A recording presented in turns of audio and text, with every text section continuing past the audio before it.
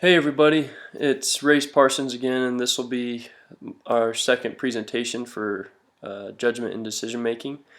As I told you before in the previous presentation, that my company is Ford, and the thing that I will be talking about and connecting to Ford Motor Company today is about Chapter 9, keeping doors open and predictably irrational.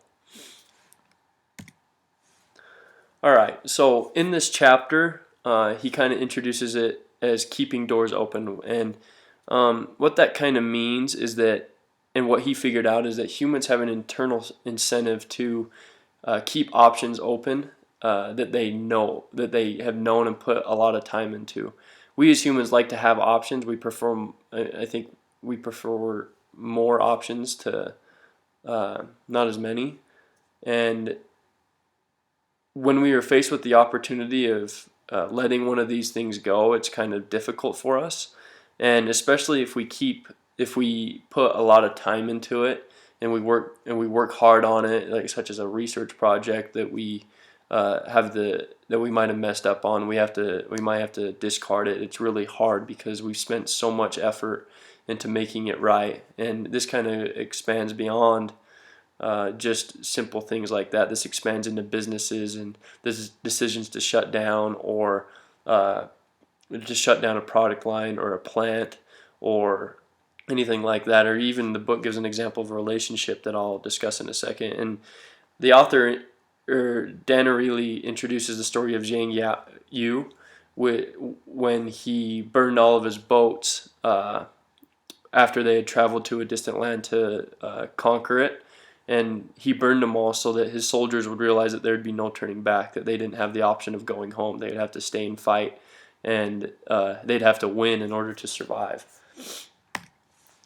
In a relationship example, just to kind of give a little bit more clarity to this and what it's talking about, is Dan Ariely has a student named Dana, and she comes to him with a choice between two guys, one of which she has been with for some time and she knows all about him and has spent some time into that relationship, and the other one is a new guy that she has just met, and she's actually more interested in the new guy, and she'd like to pursue that relationship a little bit more than the old one because she feels like the old one is dying out. What she wants to do is to go with the new boyfriend, but she'd spent so much time and effort into the old relationship with fights, and I'm sure, I mean, we've all had those relationships that we've had for a long time that we just didn't know how to end them or wanted to do something different. It's just hard to break it off. But even when she got done talking to the author, she still couldn't make a decision, and she actually broke into tears about it. So this kind of helped Dan Ariely move into an experiment that wanted to test this phenomena about keeping our options open and not wanting to shut down old or fading options. So him and Ji-Woong Shin developed a computer game to test this and to test the human mind about keeping options open. They called it the door game. The door game had three doors. One was red, one was blue, and one was green. Now, contestants had an opportunity to go into one of these doors, so they could use a click to go into it. All they had to do was click on a door, and they'd go into it. And they were given a maximum of 100 clicks, so 100 clicks, and the game was over. And as they clicked into, say, a red door, it would give them a monetary value from 1 cent to 10 cents. And the same for the green or the blue. It'd just give them a monetary value. And as they'd click into that, they'd go into another room with the same three doors, and they'd click into that, and they'd have a total where the money would be added up, and then they'd receive the money at the end of the game. So the goal was to maximize the total return or the total cash that they'd be given at the end of the game. And one of the students or participants that Ariely and Shin gave the experiment to found out that the best way to get the most money was to find the door with the highest payoff and use all 100 clicks in that room or on that door. So if it was red, the highest return was red, you just sit there and click on red 100 times, and he'd be paid and be on their way. And come to find out that this was the best way to do it for the future alterations of the experiment. Using all 100 clicks in a single room that were given the highest payoff was the best way to do it, and the best way to get the most money. So then after they did this and started controlling for this and had their control, they altered the game to where a door would disappear forever if it wasn't clicked on within 12 clicks. So if you click 12 clicks on the red one, blue and green would disappear. If you use 6 on red and 6 on blue, the green would disappear. So each click was making the other doors disappear by 1/12 essentially. And this caused contestants to start flying around to the different doors, and they wanted to keep them open. They didn't want them to disappear. And doing in this experiment, in this alteration, when students flew around to the different doors to keep them all open, they received a 15% lower cash amount than they would have if they would have just let the 2 of the doors disappear and stayed in the one that was giving them the highest payoff. And I'm going to apply this kind of thinking and phenomena to a business standpoint, and eventually tie it to Ford in one of their recent announcements. It's really not. I imagine it's not easy. I've never really been faced with the decision, but I imagine it's not easy to shut down divisions or product lines in large companies. There's a lot of cost associated with it, and maybe there's a lot of time and energy put into a product that the company wants to see profitable.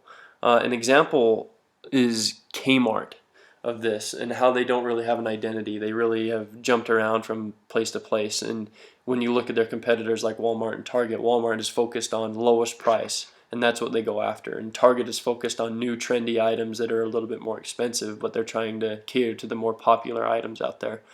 Now I'm going to apply this to Ford, and about a recent news article back in January, or maybe a little bit before that, about how they decided to reopen 2 closed doors. And these 2 closed doors were the Ford Bronco and Ford Ranger.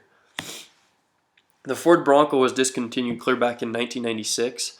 The sales were going down, and they were facing a dilemma with introducing Ford Expedition, which was a 4-door option instead of a 2-door option that the Ford Bronco had. And they thought that the Ford Expedition would be a better route to go in with 4 doors. And also there were claims that I've read about that their Bronco had a high rollover risk due to center of gravity issues. The Ford Ranger was discontinued in 2011, which wasn't that long ago, and it will be reintroduced in 2019.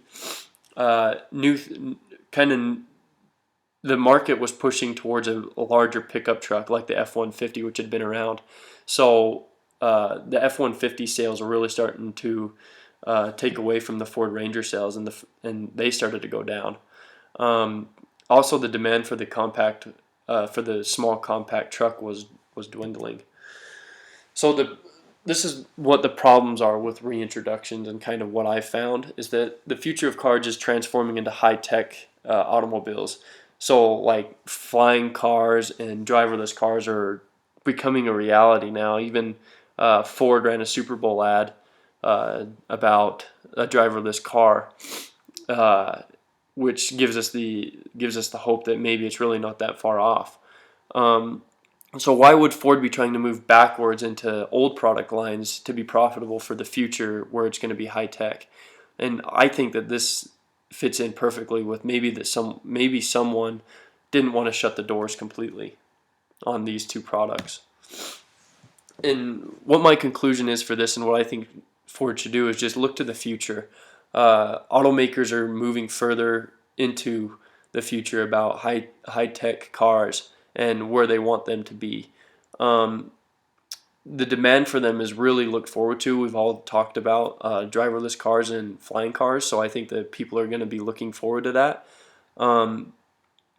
They need to spend more money on research and development to figure out how to stay competitive in the future market, which they've actually done. And I'll talk about that in just a second. I'll mention that. But in order to be profitable in the future, they need to stay competitive with companies like Apple and Google and Tesla, who are even more technologically advanced companies than Ford is, and they're working on the same things as they're working on cars that are driverless and fly and ones that can fly. So they need to start looking to the future and spending more time and effort into the future than they do in the past. So the Ford actually did invest. I can't remember if it was 1 billion. Now that I think about it, it might have been 5 billion into tech and robotics company Argo AI. Maybe it's either Argo Owl or Argo AI that I started looking up. I couldn't really figure it out, but this is just a tech and robotics company that is going to help them with their driverless cars, and hopefully maybe someday into the flying cars. It'll give them the software that they need. Um, Now, as much as I think the Ford Bronco and the new Ford Ranger are sweet, would be sweet additions back to the market, because we've all seen pictures of them, and they look pretty cool. I don't think it's the smart decision for Ford at the time. I think they need to look to the future and focus on that. So that's my second presentation, and that's how I connected our readings to my company, and I hope you enjoyed it, and please feel free to leave any feedback that you feel is necessary. Thanks.